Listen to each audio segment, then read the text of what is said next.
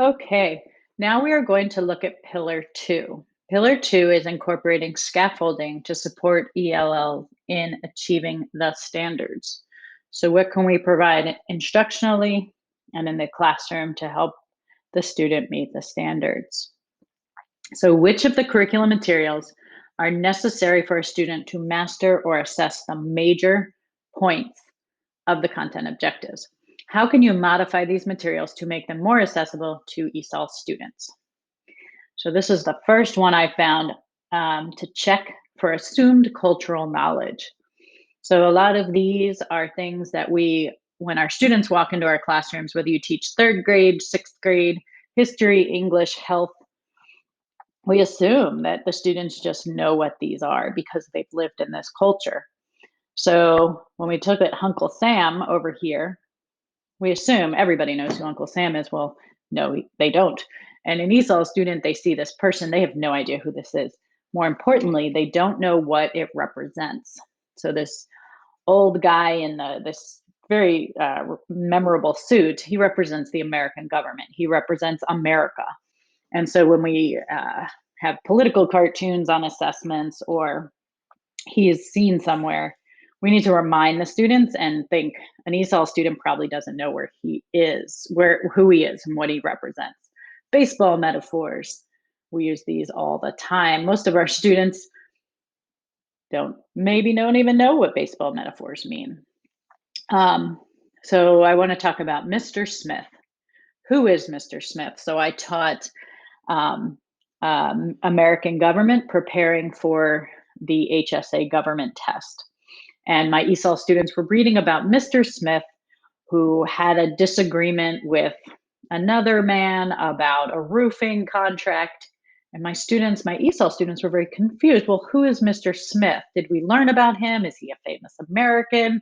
I don't understand. So they couldn't answer the question. So just the simple idea that Mr. Smith, we assume, is just a random name of a random person. And it's these little things that we don't understand might seriously confuse our students.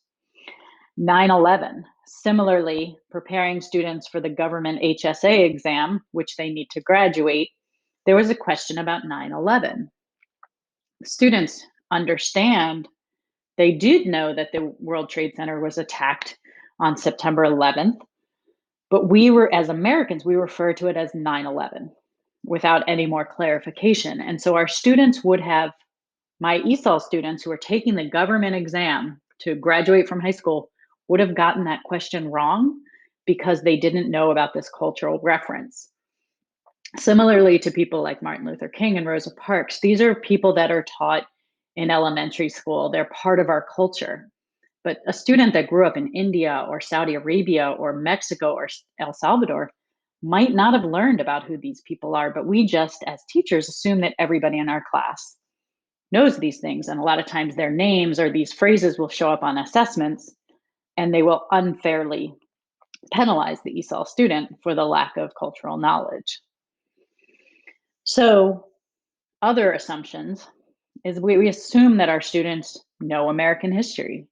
They know that there was an institutionalized um, slavery in our country for the past 300 years. I've been surprised that a lot of my ESOL students don't know this. They did not know that we had institutionalized slavery for the past 300 years. Therefore, they don't understand the civil rights movement. They don't understand the current state of racism in our country. They don't know about the War of Independence from England. They don't know about the Civil War, Harriet Tubman, the Underground Railroad. These are things that are often introduced in elementary school, middle school, or just in our culture. And a student that just arrived here from another country would not know these things. Why is this a problem? Because these things appear on assessments all the time. And so if a student doesn't have this background cultural knowledge, they will be penalized on an assessment. So how else can we support our students? We can use modified text. So luckily, because of the internet and because of so many great textbooks out there, there's a lot of opportunity to provide multi-level texts. So we can talk about websites like Duxter.com, Newsela, Reading A to Z. and they present the academic content in various Lexile levels, and sometimes even they can offer the content in other languages.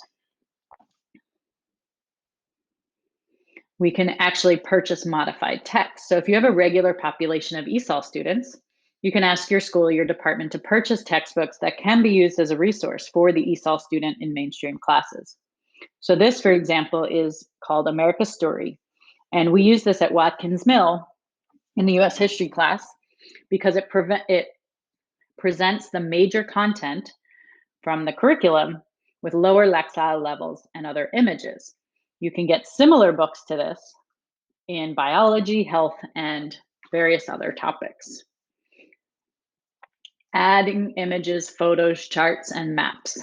So if you have a reading that you just cannot modify, you cannot find it in modified text, and it's part of the curriculum and you just want to use the on-level text, you can pop in a few images that will provide reference points for an ESOL student. So I found this on-level text. After the Civil War, however, American industry changed dramatically. Machines replaced hand labor as the main means of manufacturing, increasing the production capacity of industry tremendously. It's a lot of wordy sentences, complex sentences. For an ESOL level 1 or 2 student, this might be hard to get the main idea here. However, if I just pop in a picture, an arrow, and another picture, at least the student will know what the general meaning of the reading is, and it can provide them to get some main ideas. And then they can either move on to the next topic or they can access the assessment a little bit better. So we want to teach the students explicitly how to use Google Translate to empower themselves to find meaning in the text and to learn new vocabulary words. If you have one ESOL student in a class full of 20 American students, if the student can use Google Translate on their own, it will facilitate their learning independently. So we always provide a list of vocabulary words of content that are provided usually by a textbook or a curriculum. But what we also want to offer is academic words. So academic words that might affect meaning, they might help them to write sentences or understand what they're reading. These academic vocabulary words, as simple as but, however, also, both, even though, and because, these words are important to get the meaning of a reading. A lot of times these words will change the meaning or show contrast or show examples. And if we teach these students explicitly that these are important words, we need to learn these in addition to the content words, it will really help the ESOL student. So we often talk about giving the students sentence starters or paragraph skeletons. What I would like to say is we want to keep these simple. Choose 5 or less sentence starters that are specific to the assignment that they're currently working on. Avoid giving one list of 25 sentence starters. Many times for an ESOL student, this is so overwhelming that it actually becomes more complicated for them than actually helping them. So as we talked about previously, really figure out what are the 3 sentence starters that will actually help them to access the assessment that you are giving them for this unit specifically. Another thing we see is that students need to give their own opinion. So we can explicitly explain how to express an opinion on the topic being studied. So in many countries, schools do not ask students to give their own opinion on something being studied in class. So you may need to emphasize this. Give your own opinion. Provide specific reasons why you think this. Here's another time to give a simple sentence starter. I think that. The first reason is, I think this because. So example, the task would be students will give an opinion based on the sources provided. So your simple sentence frames might be, I agree because in source A, it says this is important because. So if an ESOL level 1 student can start with this sentence frame, But as a student gets up to, say, ESOL level 3, you can just add more and more sentence frames to make this more complex, to provide more detail, to provide more support. Or another thing, if we're talking about a summary, the task would be students will summarize the events of the, and you would give a simple sentence frame, SWBST, that they use in the English classes. Someone wanted something because so then. And this gives them a really good structure about how to respond to a prompt, especially when you're dealing with a complex content material.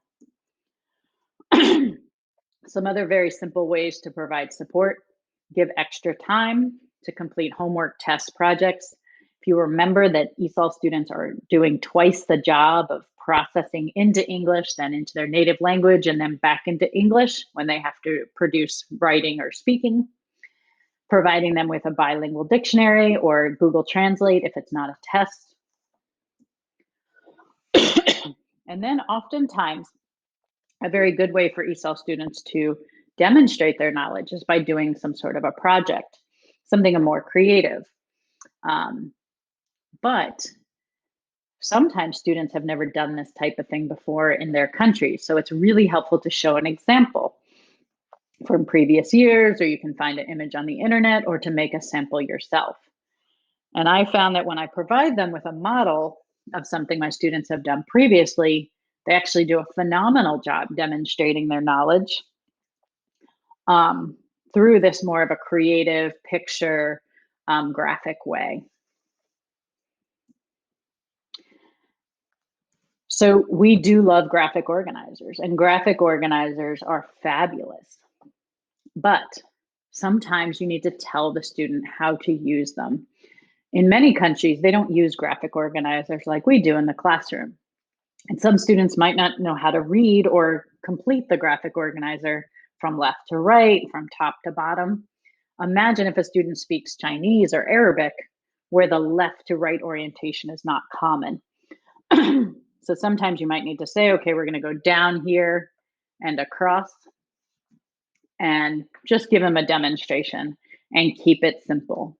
Graphic organizers also take another level of critical thinking on top of the second language. So at this time, it might also take more processing time for the ESOL student.